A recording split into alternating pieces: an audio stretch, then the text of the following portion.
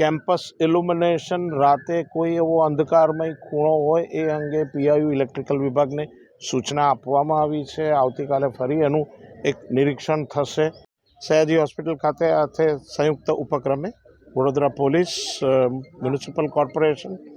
અમારો સિક્યુરિટી વિભાગ અને પોલીસના આલા અધિકારીઓ આ એક ડ્રીલ છે, એક જાતની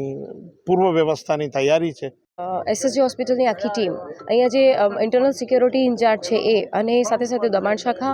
અને સાથે સાથે અમારી ટ્રાફિક પોલીસની ટીમ સમગ્ર એસએસજી હોસ્પિટલના પ્રિમાઇસીસને એક સિક્યોરિટી એનાલિસિસનું વિશ્લેષણ કરી રહી છે। સાથે સાથે જેટલા પણ મુદ્દા છે, ટ્રાફિક પાર્કિંગના મુદ્દા હોય કે બિનવારસી વ્હીકલોના મુદ્દા હોય કે પેશન્ટ ડૉક્ટરના ઘર્ષણના મુદ્દા હોય કે ઇન્ટરનલ સિક્યોરિટીના મુદ્દા હોય, અહીંયા સીસીટીવી કેમેરા છે, એ બધું એક સાથે કોઈ સંયુક્ત ઓપરેશનમાં ચેક કરવામાં આવી રહ્યું છે અને એક સુનિયોજિત એસઓપી કેવી રીતે કામ કરશે એની આખી ડ્રાઈવ ચાલી રહી છે। અને આમાં કેવું છે કે જ્યારે પેશન્ટ આવતું હોય છે, બહુ ઉદ્વેગિત હોય છે, બહુ ઉતાવળમાં આવતું હોય છે, એટલે એ લોકો અંદર ચાવી ભૂલી જતા હોય છે અને એ લોકોના વ્હીકલ 2-3 દિવસમાં પાછા મળી પણ જતા હોય છે, પણ તરત આવીને પોલીસ કમ્પ્લેન હોતી હોય છે। અમારે અહીંયા પોલીસની એક આખી ચોકી પણ છે એસએસજી હોસ્પિટલની અંદર,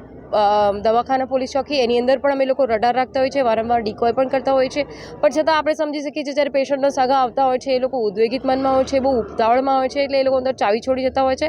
અને વારંવાર આવા ડિકોય ઓપરેશન કરતા હોય છે અને વ્હીકલો વહેલા મોડા મળી પણ જતા હોય છે। પણ આ એક સઘન પ્રશ્ન છે, એના માટે સીસીટીવી કેમેરા અને વોર્નિંગ બોર્ડ્સ પણ લગાવવામાં